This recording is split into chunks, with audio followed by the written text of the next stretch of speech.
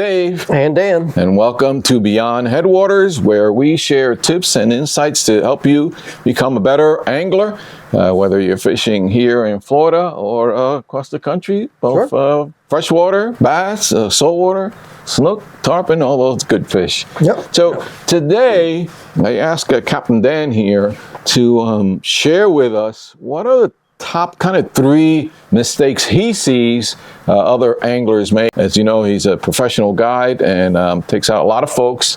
And I just wanted him to share what are those kind of 3 mistakes. What do you think, Dan? Well, Dave, I see a lot of different things, but I see some repetitive things. So as it pertains to, say, artificial. Yep.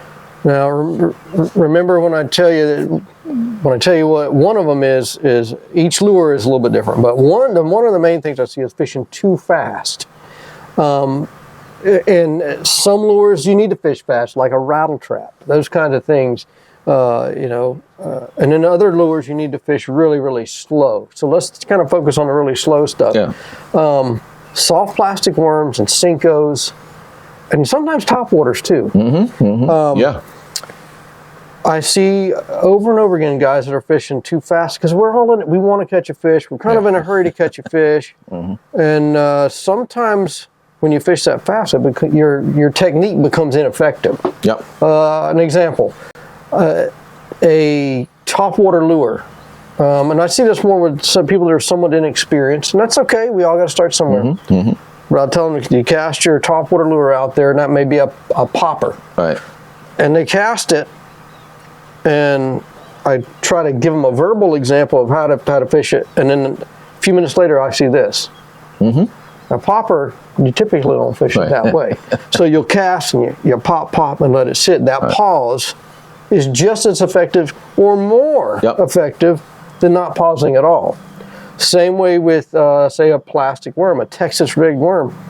Cast, let it sink, fish it slow. When I tell this to people, when you think you're fishing too slow, slow down. So you'll cast your plastic worm. You're going to let it sink.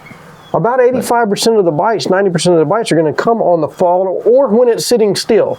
So the cast, like a ribbon tail worm or a Senko, you cast and you're just steady cranking. A lot of times it is not a good way to fish that bait. Just because your bait isn't moving doesn't mean you're fishing, does not mean it is not very effective. Very effective. So. And the same holds true for saltwater. I fish a lot of paddle tails, swim baits, and sometimes you got to slow it up, but figure out the patterns. Once in a while they'll want it fast, but mostly it's a medium to slow. Let it sit. And again, on those drops, usually you'll get a bite. Many times you get when it's sinking. When it's sinking, you gotta be patient now. Sink it, try to time it, or it winds up on the bottom and it sits a little while. Depending on the type of fish, for example, a redfish is gonna scoop that up from the bottom. Usually. So, or as soon as you twitch it, when it's been sitting, boom, they'll slam it. So, so that's one of the main things that I see. So that's 1 of 3. What's your right. So number 2. What do you think number 2 is? Fishing the too obvious stuff. Let's think about say freshwater, for example. I get a lot of my people come down from up north, and typically, so for you that's from up north, a lot of times you're beating the banks because that's what you got. It might be 80 feet out there just other ways. So that's what you're used to fishing right on the shoreline. In Florida, being that we have a lot of shallow water, we have tremendous vegetation. And what I see a lot of times is guys, they want to throw at something. As long as they're casting at something, they're okay.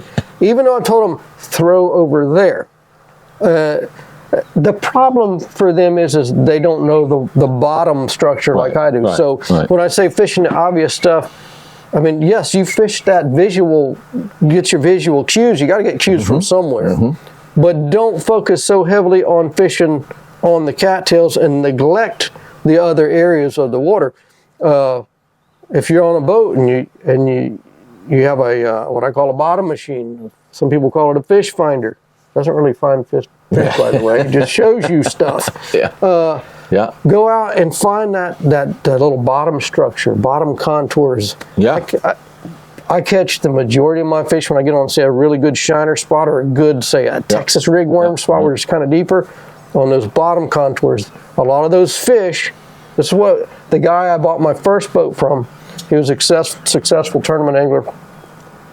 He said a lot of times when you're fishing up here on the shoreline, the majority of the fish are behind you. So keep that in mind. Ran over the fish on the way out. You're sitting over the fish on the drop, and you're fishing up there. And sometimes, yes, they'll be up there, but a lot of fish are out in the main lake. So if you don't have electronics or whatever, they fail, get yourself a map of the lake. Topographical map. Most of them you can get them online free. To see where those drop-off are, see where the deep pits are, if you will. And you can pretty much get 2 points, so you can situate yourself with the 2 points using the map and the lake. So at least you can find those spots that are not the obvious ones. Yeah, and something in addition to that, like Google Earth photos. Great. Anything recent like that. I use my maps feature in my phone and put it on satellite view. Now, some of those photos can be a bit older, but especially for Headwaters Lake right now, if we're going to talk about Headwaters at all, the older photos are better because there's not as much hydrilla right now. So if you look at those photos and then look at your map and you find out where your pits are, and you zoom into those areas where you know the pits are, you can see how the shape of the pit. And then you can fish those edges, or you see that one little spot that's over here that because you're looking at the hydrilla that's actually right at the surface of the water. So, and if you do that with your phone, Google Maps, you can spot lock or location lock those spots, so you can reference them when you're on the water. And if you don't always have to share your secret information with everybody, because there's very few things that are secret anymore, guys. If you catch them good, you might want to keep them quiet. That's right. So let's move on to number 3. Okay. Number 3, I've seen it several times where, like, artificial, the guy's got his favorite bait, which I have some of my favorite baits. They kind of vary from day to day. And that's like let's go back to a bonus tip in a few minutes. It's not all bad, but if you think you're going to fish top water all day, unless the fish are proving to you that you need to fish that bait all day, sometimes you got to change. Most times you have to change. And I think we've all, certainly at some point, you all go through this where you stick with that one lure and you refuse to change. And what I caught them on yesterday, and they're not biting it today. You know how many tournaments that I just had to just scrap all what I had planned? You know, for 3 days, I've been catching for 3 days, and then they quit. And doggone it, you're going to stick with it, come high water. And then you end up just giving the entry fee away. But just fishing the same lure and or same pattern. To me, the same spot. That's even worse than fishing the same lure all day. It's going back to your same spots over and over and over. And now that's okay in certain situations where you refine that spot. You don't put all, as they say, don't put all your eggs in one basket. Go there and you fish your regular spot, and it's like, man, they're not biting today. But they bit 3 days ago, then start thinking about the conditions. Well, what were the conditions? And then the 3 times before were the conditions. Well, maybe it's on an east wind, or maybe there was cloud cover that day. So, kind of just start digging into it a little bit. Okay. And then, what was the bonus? So I was mentioning fishing your favorite lures. My bonus tip, I guess I'd say, is I have a favorite lure, but it's not one. It's usually many. Or not many. It's a few. We'll say a few. I guess my bonus tip would be your 3 lures that you have the most confidence in. I typically, if I'm artificial, I always have those on the deck. It's usually going to be a Texas rigworm or a swimming worm. Okay. And now it varies though.